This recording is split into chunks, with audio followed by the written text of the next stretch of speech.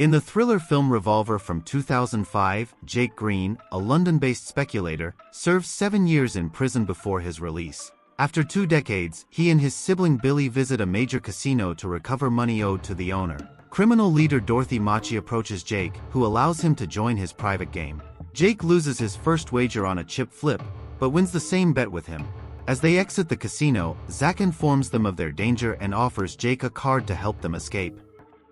Jake opts for the staircase, but crumbles upon uncovering the card's message. Machi orders Paul to employ the industry's finest assassin to eliminate his brother-in-law. They send Jake home to recuperate while they await the results of his blood test. Billy goes to his own house, only to have his bodyguards kill him instantly. Jake escapes by finding a card that reads Dodge, and bends over to do so. Zach arrives in time to save him and whisk him away. The assassin, Sorter, cannot comprehend how he missed the test, and he scolds Macha for his poor shot. Zach introduces Jake to his associate Avi, who has discovered a dangerous secret. Jake's medical file reveals that he has a rare blood disorder that will cause his death within 3 days. Males offer Jake protection under 2 conditions: he must give them all his money and comply with their requests. He leaves without making a choice, believing they are attempting to deceive him. After a hospital stay, Jake suspects Zach and Avi must have paid for the lab. He seeks a second opinion from his private physician, who provides the same prognosis. Avi reveals that they are loan scammers and will use Jake's money as collateral. Jake agrees to tell Avi about his relationship with Macha, who once employed 3 extremely inept individuals known as the Three Eddies. They had lost their card player before a crucial contest, but they knew that Jake was a skilled player. Jake's refusal to accept this resulted in a gunfight, the disappearance of the money, and the deletion of Jake's name. The authorities interrogate Jake and threaten his niece. Unintentionally, he kills his sister-in-law in an attempt to protect her daughter. The Eddies infuriate Macha, leading to his 7-year prison sentence. Zach dispatches Jake to a motel, where he meets underworld overlord Sam Gold, who agrees to mediate a powder transaction between Macha and herself. Jake provides Zach and Avi with additional funds and answers questions about his time in prison.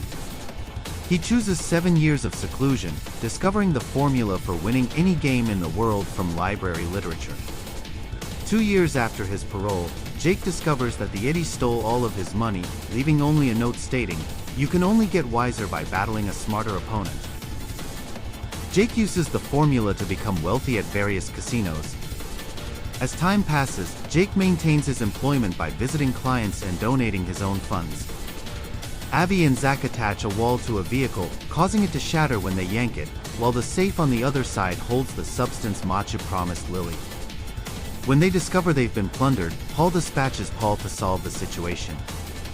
Paul visits their adversary, Lord John, who agrees to supply them with the substance at an exorbitant price. Jake, Zach, Avi, and their group travel to the facility where the transaction will occur and slip into a chamber adjacent to the criminals. They administer sleeping gas, render both Macha's and John's soldiers unconscious, and steal the money and powder, manipulating the situation to suggest that Macha plundered John and vice versa. Jake receives a phone call from Billy, who informs him that he has found a solution. He refuses to leave the area and goes back to work, expecting to photograph a terrified prospect. However, after he realizes his mistake, Avi knocks him unconscious. Jake wakes up in the motel hours later and receives a call from Avi, who informs him that he has survived his 3rd day and should see a doctor. After visiting his doctor, who confirms his diagnosis, Jake is healthy and assumes responsibility for the situation. The other criminals discover the corpse and assume Jake is responsible.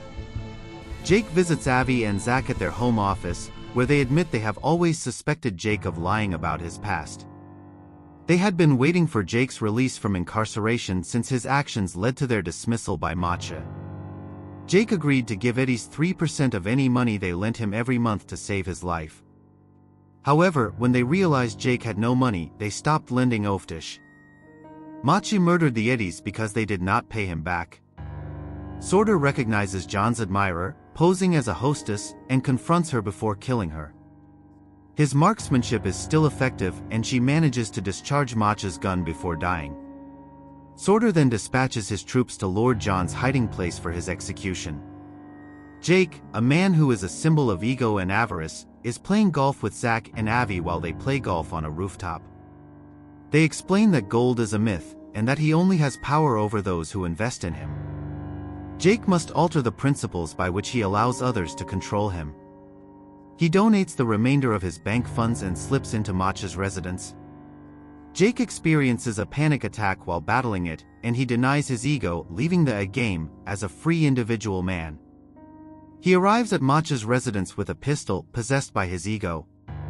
Jake, on the other hand, is content and simply at ease with himself. Macha is shocked by Jake's humiliation and begins to weep. Paul gives Macha copies of all the local newspapers so that everyone believes he was not lying when he said he donated in Macha's name.